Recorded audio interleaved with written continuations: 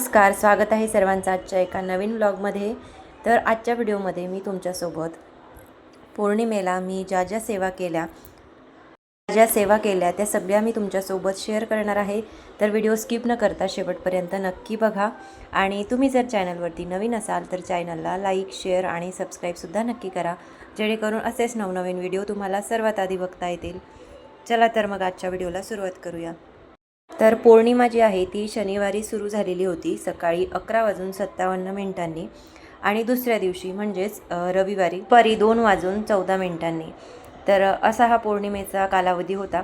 आणि शनिवारी म्हणजेच प्रदोष काळामध्येच आपण सत्यनारायणाची पूजा करायची असते, म्हणून मी सत्यनारायणाची पूजा तर आधीच मांडलेली होती। याआधीही मी तुमच्यासोबत आपण अधिक मासामध्ये सत्यनारायणाची पूजा कशी करावी, किती दिवस करावी आणि कशा पद्धतीने करावी याचा व्हिडिओ मी तुमच्यासोबत शेअर केलेला आहे, तो एकदा नक्की चेक करा। तर ती पूजा आधीच मांडलेली होती, त्यामुळे ती नव्याने मांडायची मला गरज नव्हती। तर बाकी सगळी सेवा ज्या आहे त्या मी नेहमीप्रमाणे केल्या। पौर्णिमा ही शनिवारी सुरू झालेली होती, त्यामुळे प्रदोष काळातच आपल्याला सत्यनारायण पूजा करायची होती। तर ती पूजा मी शनिवारीच केली। आणि त्यानंतर ज्या आपल्या सकाळच्या सेवा असतील, म्हणजे मंगल कलश भरायचा असेल किंवा कुंचन सेवा करायची असेल, आणि उंबरठा पूजन तर आपण रोज करतोच, पण उंबरठ्यावरती हळदीचं लेपन आपण रोज करत नाही। बरेच जण कधीतरी किंवा एखाद्या शुभप्रसंगाला करतात, पण पौर्णिमेला दोन्ही दिवस आणि पौर्णिमा, अमावस्या, शुक्रवार, गुरुवार किंवा मंगळवार या दिवशी आपल्याला उंबरठ्यावरती हळदीचं लेपन जे आहे ते आवर्जून करायचं असतं। तर शनिवारी संध्याकाळी मी सत्यनारायणाची कथा जी आहे ती पठण करून घेतली। आणि त्यानंतर रविवारी म्हणजे काल सगळ्या सेवा ज्या आहेत त्या मी सकाळी केल्या, आणि त्यामुळे मला खूप उशीर झाला, म्हणून मी काल व्हिडिओ मी अपलोड करू शकली नाही, म्हणून आज केला। तर काल सगळ्या सेवा ज्या मला शक्य होतील त्या मी केल्या। तर त्याच्यामध्ये सगळ्यात आधी मी उंबरठा पूजनापासून सुरुवात केली, कारण आपल्या दिवसाची सुरुवात ही उंबरठा पूजनानेच व्हायला हवी। तर रोज एवढं सगळं करणं शक्य होत नाही, म्हणून रोज मी फक्त उंबरठ्यावरती पाणी टाकून उंबरठा स्वच्छ पुसून घेते। त्यानंतर रांगोळी हे सगळं तर नेहमी काढतेच, पण उंबरठ्यावरती हळदीचं लेपन रोज करणं शक्य होत नाही, त्यामुळे मग मी 1-2 दिवसाआड उंबरठ्यावरती हळदीचं लेपन करते। आणि तसंही जे हळदीचं लेपन आपण करतो तर ते जवळपास 1 ते दुसऱ्या दिवसापर्यंत तसंच राहतं, त्यामुळे ते आपण 1 दिवस तसं जरी ठेवलं तरी चालतं। फक्त बाहेरचा जो ओटा वगैरे असेल किंवा अंगण असेल तर ते आपण स्वच्छ पुसून घ्यायचं। तर उंबरठा लेपन मी सगळ्यात आधी करून घेतलं। त्यानंतर सुंदर अशी गायत्री पदमची रांगोळी काढून घेतली, आणि त्यानंतर त्याच्यामध्ये कलर वगैरे भरून घेतले। त्यानंतर उंबरठ्यावरती हळदी, कुंकू, अक्षदा अर्पण केल्या, मग धूप दीप दाखवून घेतला, आणि त्यानंतर बाहेर एक छान असा दिवा लावला। आता सध्या हवा जास्त आहे, त्यामुळे मग दिवा काही फार वेळ राहत नाही, पण तरी मी तात्पुरता लावून घेतला। त्यानंतर मग घराचा जो मुख्य प्रवेशद्वार असतो तर तो सुद्धा आपल्याला अमावस्याला तर आपण सगळ्या घरातील जाळं जळमटं काढतो, त्याप्रमाणे प्रत्येक शनिवारीसुद्धा काढतो, पण घराचा जो मुख्य प्रवेशद्वार आहे तर तो अमावस्यासोबतच शनिवारी किंवा मग असा काही शुभ दिवस असला की त्या दिवशी उंबरठा जसा आपण छान असा स्वच्छ करतो, त्याचप्रमाणे आपला घराचा दरवाजासुद्धा स्वच्छ असला पाहिजे, कारण कुठलीही नकारात्मक शक्ती आपल्या घरामध्ये आपल्या उंबरठ्यावरूनच घरामध्ये प्रवेश करते। त्यामुळे घराचा जो मुख्य प्रवेशद्वार नेहमी स्वच्छच असला पाहिजे, त्यामुळे तो सुद्धा आपण 1-2 दिवसाआड छान अशा स्वच्छ कपड्याने पुसायचा आहे। आणि त्यानंतर त्याच्यावरती आपण कुंकवाने स्वास्तिक काढायचं आहे। आणि रोज जर आपल्याला करणं शक्य होत नसेल तर आपण आठवड्यातून 1 दिवस तरी घराचा मुख्य प्रवेशद्वार हा छान असा स्वच्छ करून घ्यायचा। त्यानंतर त्याच्यावरती कुंकवाने 5 रेषा ओढून घ्यायच्या, त्यानंतर स्वास्तिक काढून घ्यायचं। आता याच्यामध्ये मी थोडी हळद घेतलेली आहे आणि थोडं गुलाबजल हे त्याच्यामध्ये टाकून घेतलं, आणि छान असं त्याचं मिश्रण तयार करून घेतलं। त्यानंतर त्याने स्वास्तिक काढून घेतलं, आणि दरवाजावरती जे जे काही चिन्ह मी लावलेले आहे त्या सगळ्यांची पूजा केली। त्यानंतर एक फूल इथे खालीच दरवाजाजवळ मी ठेवलं, आणि मग बाकीच्या ज्या सेवा आहेत तर त्या मी करायला घेतल्या। तर सकाळी सकाळी अशा सगळ्या अशी पूजा करत असताना किंवा मंत्रस्तोत्राचे पठण करत असताना खूप छान वाटतं। आणि सकाळी सकाळी हा जो चिमण्यांचा, पक्ष्यांचा आवाज येतो तर तो ऐकायला खूप छान वाटतं।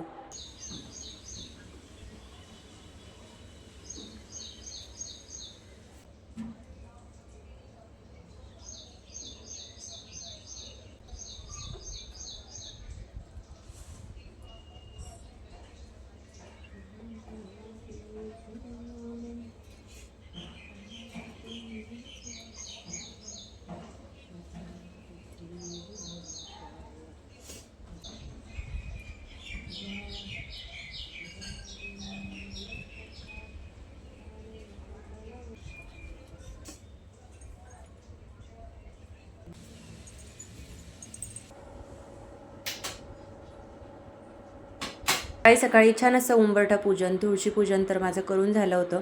त्यानंतर मग मी देवपूजेला सुरुवात केली. तर सगळ्यात आधी देवघर जे आहे ते स्वच्छ करून घ्यायचं होतं, कारण बरेच दिवस झाले देवघर मी स्वच्छ केलं नव्हतं. बऱ्याच वेळा बाहेरगावी गेलो होतो, त्यामुळे देवघर वरचेवरच स्वच्छ केलं होतं. तर मागच्या बाजूला बऱ्यापैकी धूळ जमा झाली, तर ते सुद्धा स्वच्छ करायचं होतं. तर तसं देवघर आपण प्रत्येक पौर्णिमेला किंवा मध्ये सुद्धा एखाद दिवस स्वच्छ करतच असतो. पण आता सध्या बराच गॅप झाला आणि बरेच दिवस झाले मी देवघर स्वच्छ केलं नव्हतं. आणि पौर्णिमेला तर मी सगळं देवघर स्वच्छ करत असते, त्यामुळे मग मी ते काढून घेतलं. आणि देवघर जोपर्यंत काढत नाही तोपर्यंत पाठीमागची जी बाजू आहे ती व्यवस्थित झाडून पुसून स्वच्छ करता येत नाही, त्यामुळे मग ते सगळं मी बाहेरच काढून घेते. आणि त्यानंतर मग सगळं स्वच्छ पुसून परत मग तिथे जागेवर ठेवते. तर आता देवघर लाकडी आहे, त्यामुळे डायरेक्ट पाण्याने किंवा मग ओल्या कपड्याने सुद्धा पुसू शकत नाही, म्हणून मी कोरड्याच कपड्याने सगळं देवघर जे आहे ते स्वच्छ करून घेते. पण त्याच्यावरती धूळ बऱ्यापैकी जमलेली होती, त्यामुळे ते स्वच्छ करण्यामध्ये बराच वेळ गेला. तर सगळं देवघर स्वच्छच करून घेतलं आणि त्यानंतर मग ते जागेवरती ठेवलं. आणि त्याचा खालचा जो ड्रॉवर आहे तर त्याच्यामध्ये सुद्धा बारीक बारीक कण जे आहे तर ते जमा झालेले होते, धुळीचे होते. आणि बरेच एखादा किडा वगैरे आला तर त्यामुळे जे कचरा वगैरे जमा होतो तर तो खाली तिथे साचलेला होता. तर ते सगळं स्वच्छ करून घेतलं. त्या शास्त्रानुसार देवघरसुद्धा स्वच्छ करण्याची काही वेळ असते, त्यानुसारच आपण देवघर जे आहे तर ते स्वच्छ करायला हवं. तर आपण गुरुवार आणि एकादशीला देवघर जे आहे ते कधीच स्वच्छ करायचं नाही. या दिवशी देवघर हे स्वच्छ करायचं नसतं, मात्र आपण शुक्रवारी किंवा शनिवारी देवघर स्वच्छ करू शकतो. त्याचप्रमाणे देवांच्या ज्या मूर्ती असतात तर त्यासुद्धा आपण शास्त्रशुद्ध पद्धतीने स्वच्छ कराव्या. बरेच जण लिक्विडने किंवा मग एखादी पावडर वगैरे वापरून देवांचे जे मूर्त्या आहेत तर त्या स्वच्छ करतात. पण तसं न करता आपण ऐवजी बेसन पीठ घेऊ शकता. बेसन पिठामध्ये थोडं दही किंवा मग त्याच्यासोबत थोडीशी साखर हे टाकून तुम्ही देव स्वच्छ करू शकता. आता साखर डायरेक्ट तशीच घ्यायची नाही, कारण साखर देवांसाठी जर आपण मूर्त्या स्वच्छ करायचं म्हणू तर त्यासाठी साखर ही थोडी जास्त जाड असेल, त्यामुळे ती थोडी मिक्सरमधून बारीक करून घ्यायची आणि त्यानंतर मग त्याने देव स्वच्छ करायची. अर्धवट बारीक केलेली साखर जी आहे ती स्क्रबचं काम करते, त्यामुळे सगळे देव जे आहे ते व्यवस्थित स्वच्छ होतात. आणि त्यामुळे कुठल्याही लिक्विडने किंवा पावडरने आपल्याला देव स्वच्छ करायची गरज पडत नाही. अगदी शास्त्रशुद्ध पद्धतीने छानपैकी देव जे आहे ते आपण स्वच्छ करू शकतो. तर बरेच जण पावडरसुद्धा वापरतात किंवा लिक्विड, तर हे न वापरता आणि त्यातल्या त्यात ब्रशने सुद्धा देव घासतात. पण ब्रशने देव न घासता आपण ते हाताने किंवा मग तुम्ही कॉटनचा वापर करू शकता. तर देव शास्त्रशुद्ध पद्धतीने स्वच्छ कसे करायचे याबद्दलचा सुद्धा व्हिडिओ आपल्या चॅनलवरती आधीच अपलोड केलेला आहे, तो एकदा नक्की चेक करा. तर अशा प्रकारे साध्या सोप्या पद्धतीने आणि ही लिक्विड न वापरता आपण देव जे आहे ते छानपैकी स्वच्छ करू शकतो. तर देव मी आधीच स्वच्छ करून घेतले होते. त्यानंतर तामणामध्ये देवांच्या सगळ्या मूर्त्या ज्या आहेत त्या ठेवून घेतल्या होत्या आणि तोपर्यंत मग मला इथे बाकीच्या सेवा करायच्या होत्या, तर त्यासाठी मी सगळे सामान एकत्रित घेतलं. तर सगळ्यात आधी मी जो कुलदेवीचा फोटो आहे तो ठेवून घेतला. त्याआधी दिवा प्रज्वलित करून घेतला, कारण कुठलीही सेवा करत असताना आपण ती दिव्याच्या साक्षीने करतो, त्यामुळे सगळ्यात आधी दिवा लावून घेतला आणि मग मंगल कलशाची स्थापना करायला घेतली. आणि त्यासोबतच जांभळ्या रंगाचं आसन जे आहे ते मी देवघरामध्ये ठेवून घेतलं आणि त्यानंतर मग मंगल कलशाला सुरुवात केली. तर छान असा नारळ मी घेतलेला होता, त्याला थोडं चोलून घेतलं, कारण नारळ भरपूर मोठा होता आणि कलशसाठी जर हा नारळ घ्यायचा म्हटलं तर मग तो मोठा झाला असता, म्हणून तो थोडा सोलून घेतला. त्यानंतर मग मंगल कलश स्थापन करायला घेतला. तर सगळ्यात आधी मंगल कलश आपण कसा भरतो तर हे प्रत्येकाला माहिती आहे, पण ज्यांना माहिती नसेल तर त्यांच्यासाठी सांगते. सगळ्यात आधी आपण तांब्याचा किंवा पितळेचा कलश घ्यायचा, ते शुद्ध जल भरायचं. त्यानंतर मग विड्याची पाने तुम्ही 5 किंवा 7सुद्धा घेऊ शकता. त्यानंतर नारळ घ्यायचं, त्याच्या सुपारी, हळकुंड, त्यासोबतच गंध, फूल, अक्षता आणि पैसे नाणेसुद्धा टाकून घ्यायचे. आणि त्यानंतर आपण मंगल कलशाची स्थापना करायची. पैसे नाणे टाकायचे आणि त्यानंतर त्याच्यामध्ये आपण नारळ जो आहे तर तो ठेवून घ्यायचा, म्हणजे श्रीफळ, आणि त्यानंतर त्याची स्थापना करायची. पण त्याला एखाद्या पाटावर किंवा मग एखाद्या तांदळाच्या राशीवरती आपण स्थापन करायचा. म्हणजे एखादं छोटंसं तामण घ्यायचं, त्याच्यामध्ये तांदूळ टाकून घ्यायचे आणि त्यानंतर त्याच्यावरती आपण मंगल कलशाची स्थापना करायची. तर सगळ्यात आधी मंगल कलशाची स्थापना केली आणि मग देवपूजेला सुरुवात केली. तर देवपूजेला सुरुवात करताना गणपती बाप्पांना सगळ्यात आधी स्नान घातले, त्यानंतर सगळ्या देवी देवतांना स्नान घालून घेतले आणि त्यासोबतच सगळ्या देवांना छान असं पंचामृताने स्नान घालून घेतलं. कारण पौर्णिमा होती आणि त्यातल्या त्यात अधिक मासातील पौर्णिमा होती, म्हणजे ती आणखीनच खास होती. त्यामुळे सगळी सुंदर आणि छानपैकी मला करायची होती. त्यामुळे सकाळी जरा लवकरच उठले होते आणि सगळं पटापट आवरून घेतलं. देवघर घर स्वच्छ करायचं, सगळ्यात आधी घर झाडून पुसून स्वच्छ केलं आणि मग देवपूजेला सुरुवात केली. कारण सकाळी सकाळीच मंगल कलश आपण स्थापन करायचा असतो. मग सकाळी सगळ्यात आधी उंबरठा पूजन, तुळशी पूजन करून घेतलं आणि मग देवपूजेला सुरुवात केली. तर देवघरामध्ये माझ्याकडे जे देवांचे विग्रह आहेत किंवा जे काही देवांसाठी मी वस्तू वापरते त्या सगळ्या बऱ्याच ताईंना आवडतात आणि त्याबद्दल मला बऱ्याच ताईंनी विचारलंसुद्धा. तर त्याबद्दल मी एक वेगळा व्हिडिओ केला होता. आणि आत्तासुद्धा मी जेव्हा माहेरी गेले होते तर त्यावेळेस मी देवांसाठी सामान घेते, तिथे छान छान नवीन अशा वस्तू आल्या होत्या. पण आम्ही लगेच आलो आणि त्यामुळे मग मला त्याचासुद्धा व्हिडिओ करायचा होता, पण ते करणं शक्य झालं. त्यावेळेस तरी मला देवघरासाठी धूपदाणी आणि बऱ्याच अशा 1-2 वस्तू होत्या की त्या घ्यायच्या होत्या, पण त्या मलासुद्धा घेता आल्या नाही. तर देवघरामध्ये जे यंत्र आहेत, जसं की श्रीयंत्र असेल, रुद्रयंत्र असेल आणि कुबेर यंत्र असेल, तर ही यंत्र मी केंद्रातूनच घेतलेली आहेत आणि ती प्रत्येकाने केंद्रातूनच घ्यावी. कारण बाहेरसुद्धा मिळतात, पण केंद्रातून घेतलेलं कधीही चांगलं. त्यामुळे मी तरी ते केंद्रातूनच घेतलेले आहेत आणि तुम्हाला जर घ्यायचे असतील तर तुम्हीसुद्धा केंद्रातूनच घ्या. तर देवपूजा झाली आणि त्यानंतर मग परत एकदा देवघराचा समोरचा भाग व्यवस्थित पुसून घेतला आणि त्यानंतर देवांना चंदन वगैरे लावायचं होतं. तर त्यासाठी समोर मला पूजा मांडायची होती, म्हणून मी ड्रॉवरमधून ज्या का वस्तू काढायच्या त्या सगळ्या काढून घेतल्या. टेबल असेल, माळ असेल, तर त्या सगळ्या देवांना अष्टगंध लावायचं होतं. तर त्यासाठी मी इथे असं चंदन उगाळून घेते. तर हे मी मागे नाशिकला गेले होते, तर त्यावेळेस तिथे दिंडोरीला गेले, तर दिंडोरीवरनं मी हे घेतलं होतं आणि तिथे बऱ्याचशा 2-3 वस्तू घेतल्या. एक देवाचं आसनसुद्धा मी घेतलं, ज्याला आपण कुशागवत असं म्हणतो. तर हे ध्यान, योग आणि धार्मिक विधीसाठी अत्यंत पवित्र आणि गुणकारी मानले जाते. त्यामुळे हे बऱ्याच दिवसांपासून मला घ्यायचं होतं, तर ते सुद्धा मी घेतलं. गवत शरीरातील ऊर्जा टिकवून ठेवते, नकारात्मक ऊर्जा दूर करते, मन एकाग्र करण्यास सुद्धा मदत करते आणि आरोग्यासाठी तर अतिशय उत्तम मानले जाते.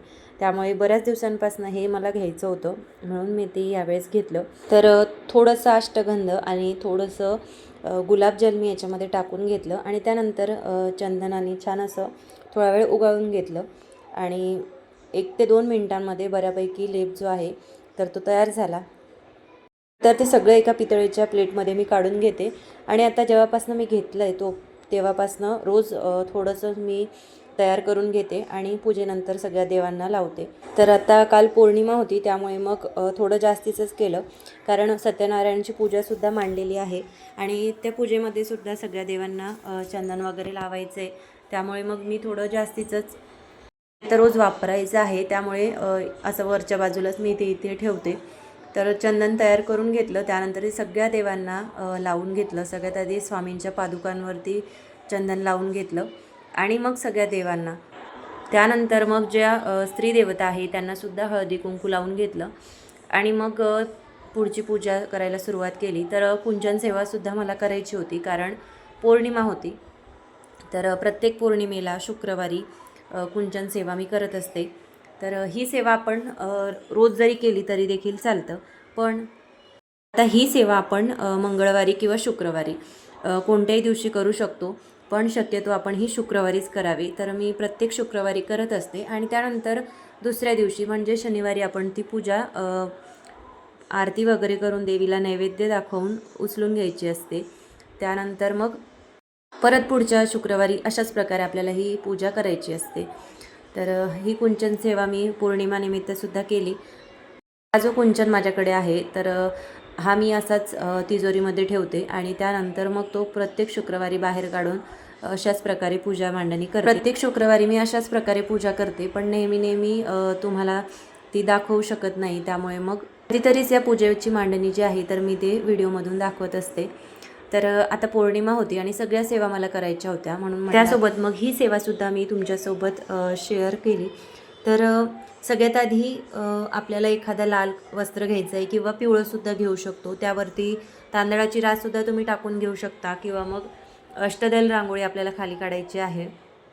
त्यासोबतच अष्टदल रांगोळी जर आपल्याला काढणं शक्य होत नसेल तर आता ती रांगोळी काढायला खूप कठीण आहे, त्यामुळे त्याचे साचेसुद्धा येतात. तर माझ्याकडे सुद्धा तो साचा आहे, तर मी साच्यानेच काढते. आणि ती रांगोळी किंवा तो साचा आपल्याकडे नसेल तर आपण 5-5 रुपयाचे किंवा 1-1चे नाणे घ्यायचे आहे आणि ते फुलांच्या आकारामध्ये खाली ठेवून घ्यायचे आणि त्यावरती आपण आपलं कुंचन ठेवायचा. तर ते फुलाचं प्रतीक मानलं जातं. त्यामुळे मग नाण्यांचं असं फूल काढून घ्यायचं, त्यावरती कुंचन ठेवायचा. त्यानंतर त्याच्यामध्ये हळदी कुंकू अक्षदा मी वाहून घेतल्या आणि मग जे सगळे रत्न माझ्याकडे होते तर ते मी त्याच्यामध्ये टाकून घेतले आणि सगळा कुंचन आपल्याला एक मूठ भरून टाकायचं आहे आणि त्यानंतर त्याच्यामध्ये हळदी कुंकू टाकत राहायचं. सोबत मंत्र म्हणायचे. मंत्र तुम्ही महालक्ष्मीचा कुठलाही मंत्र म्हणू शकता. तुम्हाला जे मंत्र येत असतील त्या मंत्राने तुम्ही कुंचन सेवा करू शकता. आणि त्यासोबत तुम्हाला जर कुठले मंत्र येत नसतील तर नवार्णव मंत्र किंवा कलात्मक मंत्र किंवा लक्ष्मी गायत्री मंत्राचं पठण करून सुद्धा तुम्ही हा कुंचन जो आहे तर तो भरून घेऊ शकता. तर मी नवार्णव मंत्रानेच कुंचन सेवा जी आहे ती करत असते आणि याला काही फार वेळ लागत नाही. अगदी 5 ते 10 मिनटामध्ये सगळा कुंचन आपला भरून होतो. ती 5-10 मिनिटांची ही सेवा जरी असली तरी यामुळे आपल्या घरामध्ये खूप सकारात्मकता निर्माण होते. त्यामुळे ही सेवा आपण प्रत्येक शुक्रवारी किंवा मंगळवारी आवर्जून करावी आणि त्यातल्या त्यात पौर्णिमा असेल तर पौर्णिमेला तर विशेषतः ही सेवा आपण केलीच पाहिजे. तर ही सेवा माझी करून झाली. त्यानंतर मग याच्यावरती वाहण्यासाठी चांदीचा शिक्का घेतलेला आहे, ज्यावरती लक्ष्मी माता, सरस्वती माता, गणपती बाप्पांचं प्रतीक आहे. तर असा शिक्का प्रत्येकाकडे असतोच आणि जर नसेलच तर 1 रुपया जरी आपण याच्यावरती ठेवला तरीही खूप आहे. आणि त्याला हळदी कुंकू लावायचं. त्यानंतर त्याच्यावरती ठेवण्यासाठी मी एक कमळाचं आणि एक जास्वंदाचं फूल घेतलेलं आहे. तर या फुलांसोबत देवीला आपण कमळाचं फूलसुद्धा अर्पण करायचं असतं, पण रोज किंवा मग प्रत्येक शुक्रवारी तर आपण कमळाचं फूल देवीला अर्पण करू शकत नाही आणि प्रत्येकाला माहिती आहे की कमळाचं फूल हे देवीला किती प्रिय आहे. मग मी ज्यावेळेस कुंचन घेतला होता तर त्यावेळेस जास्वंदाचं आणि कमळाचं हे फूल सोबत घेतलं होतं. तर ही दोन्ही फुलं मी इथे पूजेमध्ये अर्पण करत असते आणि गुलाबाचं फूलसुद्धा या पूजेमध्ये विशेष महत्त्वाचं आहे. तर गुलाबाचे सुद्धा फुलं मी अर्पण करते आणि त्याच्यामध्ये हे फुलं ठेवते, म्हणजे दुसऱ्या दिवशी पूजा उचलताना सगळ्या वस्तू ज्या आहेत त्या काढून घ्यायच्या असतात. आणि त्यासोबत ही जी फुलं आहेत तर ही सुद्धा मग आपल्याला शोधायला थोडा वेळ लागू शकतो, म्हणून मग मी अशी गुलाबाच्या फुलांच्या मध्ये ही फुले टाकते आणि ते दिसायलासुद्धा खूप छान दिसतात. त्यानंतर मग मी ते पूजेमध्ये अर्पण करते आणि त्यासोबतच ह्या छोट्या छोट्या बांगड्या आहेत ज्या की पिवळ्या, लाल, हिरव्या कलरमध्ये आहे. तर ह्यासुद्धा मी पूजेमध्ये अर्पण करते. कुंचन सेवेसाठी ह्या बांगड्यासुद्धा तितक्याच महत्त्वाच्या आहेत. तर सेवा माझी करून झाली आणि त्यानंतर मग विष्णुयागसुद्धा करायचा होता. अधिक मासामध्ये विष्णुयाग जो आहे तो आपण कधीही करू शकतो, विशेषतः पौर्णिमेला. तर पौर्णिमेला मला ही सेवा करायचीच होती, म्हणून मग ती करायला घेतली. पण त्याआधी देवीची ओटीसुद्धा आपण प्रत्येक पौर्णिमेला भरत असतो. आता ही आपण संकल्पयुक्त 11 पौर्णिमा करू शकतो. तर मी सुद्धा 11 पौर्णिमा ही सेवा जी आहे ती करते. तर मध्ये 1-2 पौर्णिमा ज्या आहेत त्या माझ्या गेल्या, त्यामुळे आता पुढच्या 2 पौर्णिमा आणखीन शिल्लक मी करणार आहे, जेणेकरून माझे 11 पौर्णिमेचा जो संकल्प आहे तो पूर्ण होईल. आता रोजच्या पूजेमध्ये असो किंवा एखाद्या सणासुदीला पूजेमध्ये असणारं सगळ्यात महत्त्वाची गोष्ट म्हणजे फुलं. त्या ऊन खूप आहे त्यामुळे फुलंसुद्धा तितकी ताजी मिळत नाही आणि हवी तशी आपल्याला मिळत नाही. पण मला जशी फुलं मिळाली ती मी घेतली. ही वस्तूंची जशी पूजेमध्ये गरज असते त्याचप्रमाणे आपल्याला फुलांची सुद्धा तितकीच गरज असते आणि जोपर्यंत पूजेमध्ये फुलं आपण अर्पण करत नाही तोपर्यंत पूजा अपूर्णच वाटते. आणि मला तरी जोपर्यंत देवपूजेसाठी फुलं मिळत नाही किंवा मग देवपूजेमध्ये मी फुलं अर्पण करत नाही तोपर्यंत पूजा ही पूर्ण झाल्यासारखी वाटत नाही. तर मला जशी मिळाली तशी फुलं मी आदल्या दिवशीच आणून घेतली. सोबतच ह्या काही माळी आहेत तर त्यासुद्धा मी देवघरासमोर लावते, त्याने सुद्धा खूप छान वाटतं. तर पूजा एकदम सुंदर आणि छान अशी कालची माझी झालेली होती. आता सगळ्या वस्तू ज्या लागणार होत्या त्या मी आधीच बाजूला काढून ठेवल्या होत्या, कारण समोरच मी कुंचन सेवा मांडली होती. कुंचन सेवा मांडून झाली आणि सगळ्या पूजा माझ्या व्यवस्थित झाल्या होत्या अगदी मनासारख्या. त्यानंतर मग विष्णुयाग करायचा होता, तर त्यासाठी मी थोड्या गौऱ्या भाजून घेतल्या, कारण डायरेक्ट गौऱ्या जर आपण लावून घ्यायच्या म्हटल्या की त्या व्यवस्थित लागत नाही, म्हणून मग मी थोड्या त्या जाळून घेते आणि मग त्याच्यावरती थोडं लाकूड वगैरे छोटे छोटे कट केलेले आहेत ते टाकते. त्यानंतर जे साठी समिधा लागणार होत्या किंवा जे काही साहित्य लागणार होतं तर ते सुद्धा मी आधीच काढून ठेवलं, कारण एकाच दिवशी सगळं करायचं म्हटलं की खूप गडबड होते. म्हणून मग आदल्याच दिवशी रात्री मी जे जे साहित्य काढून ठेवू शकत होते ते सगळं काढलं. त्यानंतर होमपात्र माझं नव्हतं, त्यामुळे मग मी असं एक छोटंसं धूप आणि माझ्याकडे आहे, तर त्याच्यामध्येच मी हवन करायला घेतला. आता शेवटी आपला भाव महत्त्वाचा असतो. हवन मोठा आहे का छोटा हा न करता मी छोटंसंच एक धूपदाणी माझ्याकडे आहे तर ती घेतली. त्यानंतर त्याच्यामध्ये गौऱ्या वगैरे टाकून घेतल्या आणि ज्या समिधा मी घेणार होते त्या घेतल्या. आता ह्या समिधा आपल्याला पूजेच्या दुकानामध्ये किंवा जिथे कुठे देवांचं सामान मिळत असेल त्या ठिकाणी आपण ही समिधा ज्या आहे किंवा पूजेसाठी लागणाऱ्या ह्या ज्या वस्तू आहेत तर त्या घेऊ शकतो. तर मी इथे आता समिधा माझ्याकडे थोड्याच होत्या, पण हवन सामग्री तर माझ्याकडे भरपूर होती, म्हणून मी ती थोडी जास्त प्रमाणात टाकली. त्यानंतर घरी तांदूळ, काळे तीळ, त्यानंतर जव हे सगळं मी एकत्रित करून घेतलं आणि ते सगळं सामानसुद्धा वेगळं करून ठेवलं होतं, जेणेकरून मग सकाळी जास्त धावपळ होत. हवन करायच्या आधी सुरुवातीला त्याला हळदी कुंकू अक्षदा अर्पण केल्या, एक फूल अर्पण केलं आणि त्यानंतर मग त्याच्यावरती भीमसेनी कापूरसुद्धा आपल्याला टाकायचा असतो. समिधा टाकून घेतल्या आणि भीमसेनी कापूर ठेवून घेतल्यानंतर त्याला प्रज्वलित केलं आणि मग त्याच्यावरती ते जळत राहावं यासाठी आपल्याला थोडं थोडं तूप टाकून घ्यायचं आहे. आणि त्यानंतर सगळ्यात आधी सुरुवातीला गणपती बाप्पांना आहुती द्यायला आपण सुरुवात करायची असते. तर त्यासाठी सर्वात आधी आपण अग्नी प्रज्वलित केल्यानंतर सुद्धा हळदी कुंकू अर्पण करायचं. अग्नीमध्ये तूप आपण यासाठी अर्पण करायचं असतं की जेणेकरून आपला हवन होईपर्यंत अग्नी ही प्रज्वलित राहिली पाहिजे. तर तूप वगैरे मी टाकून घेतलं. त्यानंतर सगळ्यात आधी आपल्याला गणपती बाप्पांना आहुती द्यायची असते. ओम गंग गणपते नमः स्वाहा, ओम गंग गणपते नमः स्वाहा, ओम गंग गणपते नमः स्वाहा असं म्हणून आपल्याला म्हणत 11 वेळा आपल्याला गणपती बाप्पांना आहुती द्यायची असते. तर हे आपण स्वाहाकार करत ज्यावेळेस आपण स्वाहाकार करतो त्यावेळेसच आपल्याला ते अग्नीमध्ये टाकायचं. मी घरच्या घरी अगदी साध्या सोप्या पद्धतीने हवन जो आहे तर तो केला. हे हवन आपण ब्राह्मणांना बोलवून सुद्धा करू शकतो, पण प्रत्येकाला हे करणं शक्य होत नाही. असा घरच्या घरीच साध्या सोप्या पद्धतीने आपण हा हवन केला तरी चालतो. तर सुरुवातीला मी गणपती बाप्पांचे नाव घेत 11 वेळा आहुती दिलेली आहे आणि त्यानंतर मग आपल्याला प्रत्येक वेळेस त्या मंत्राचा किंवा त्या स्तोत्राचा उच्चार करत आपल्याला आहुती द्यायची असते. गणपती बाप्पांचे नाम घेत आपण 11 वेळा आहुती द्यायची आहे. त्यानंतर नवग्रह स्तोत्र आहे ते आपल्या नित्यसेवेच्या पुस्तकामध्ये आहे, तर त्याचे सुद्धा पठण करत आपण प्रत्येक ओवीचे पठण करत आहुती द्यायची आहे. त्यानंतर तुम्ही कुठल्याही मंत्राने किंवा विष्णूच्या कुठल्याही स्तोत्राने आहुती जी आहे तर ती देऊ शकता. तर आपण पुरुष सूक्ताचे सुद्धा पठण करू शकतो. पुरुष सूक्ताचे पठण करत सुद्धा एकदा आपण आहुती द्यायची आहे, म्हणजे प्रत्येक ओवी परत आपण स्वाहाकार जो आहे तर तो करायचा आहे. ते पुरुष सूक्ताचे सुद्धा पठण केलं.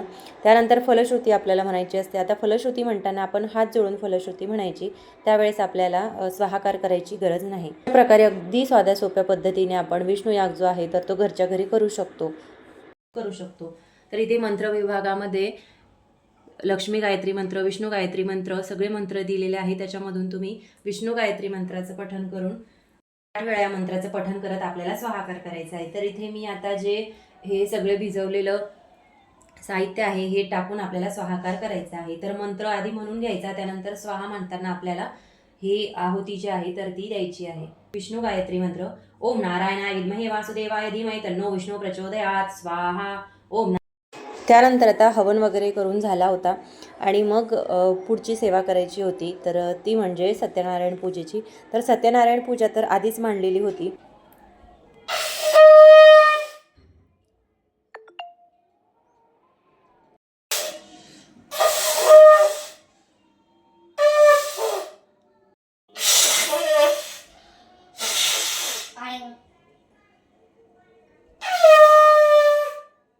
सगळी पूजा वगैरे करून झाल्यानंतर याला सुद्धा शंख वाजवायचा होता. त्याने खूप छान प्रकारे शंख वाजवला आणि त्यानंतर मग मी पोथी वाचायला सुरुवात केली. तर सगळ्यात आधी सगळ्या देवांना आपल्याला हळदी कुंकू अक्षता अर्पण करायचा असतात, धूप दीप दाखवायचा. त्यानंतर आपण 1 ते 5 अध्याय पठण करायचे. तर सगळ्यात आधी सगळ्या देवांची पूजा करून घेतली. त्यानंतर मग 1 ते 5 अध्याय जो आहे ते पठण करायला घेतले. तर ही पूजा जरी आपण 5, 7 किंवा 9, 11 या कोणत्याही दिवसांसाठी आपण करत असतो तरी देखील आपल्याला पूजेसाठी प्रसाद मात्र रोज नव्याने भाजायचा असतो. तर मी अगदी थोडासा प्रसाद तयार करते, कारण रोज खायचं म्हटलं की मुलंसुद्धा खात नाही. त्यामुळे मग मी अगदी थोडा थोडा प्रसाद जो आहे तर तो पूजेपुरताच बनवते. नैवेद्य वगैरे मी आधीच बनवून घेतला होता. त्यानंतर पूजा वगैरे करून घेतली आणि मग अध्याय वाचायला सुरुवात. श्री गणेशाय नमः. अध्याय पहिला. श्री गणेशाय नमः. श्री सरस्वती नमः. ओम नमो जिगन्नाथा तुझी चरणी ठेवणी माता श्री सताश सुपदाता कृपा करुणी माझा नाथा जोका स्वामी माझा तू. असा होता माझा कालचा पौर्णिमेचा व्लॉग आणि ह्या सेवा मी पौर्णिमेला केल्या. तुम्ही कोणत्या कोणत्या सेवा पौर्णिमेला केल्या हे कमेंट करून मला नक्की सांगा. आणि तुम्हाला माझी पूजा मांडणी कशी वाटली हे सुद्धा मला कमेंट करून सांगा, कारण तुमच्या छान छान कमेंट्स वाचायला मला खूप आवडतं. त्याआधी तुम्ही जर चॅनलवरती नवीन असाल तर चॅनलला लाईक, शेअर आणि सबस्क्राईब नक्की करा आणि व्हिडिओला हाईपसुद्धा करा, जेणेकरून असेच नवनवीन व्हिडिओ तुम्हाला सर्वात आधी बघता येतील. चला तर मग परत भेटूया अशाच एका नवीन व्हिडिओसोबत. तोपर्यंत सर्वांना श्री